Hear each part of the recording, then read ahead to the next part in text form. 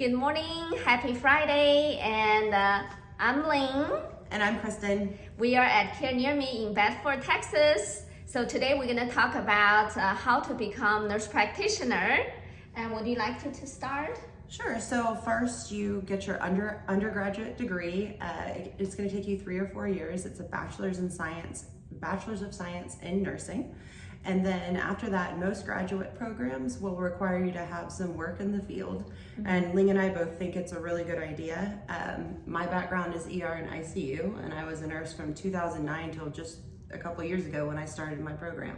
Yes, she's right. You need a BSN first. So I went into ER, emergency as well. A floor experience, hands-on experience, direct patient care at the bedside will really help you to prepare your practical skills and practical knowledge. So I went to Texas Women's University, and I'm Texan, so I choose a school in local Texas Women. I got my BSN and MSN from Texas Women.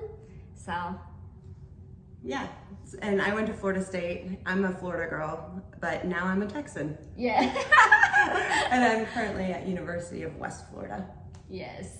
She does not need to go back to Florida. So you need a BSN first, and preferably a few years of floor experience, 1, 2, or more years, and then get your graduate degree in nurse practitioner. That's how you become nurse practitioner. We'll be here all weekend. Come see us. Yes. At Care Near Me in Bedford. Yes. Next topic was how we help to manage a chronic illness or chronic disease. So stay tuned. Oh, subscribe, follow, like us, and we love you. Mwah.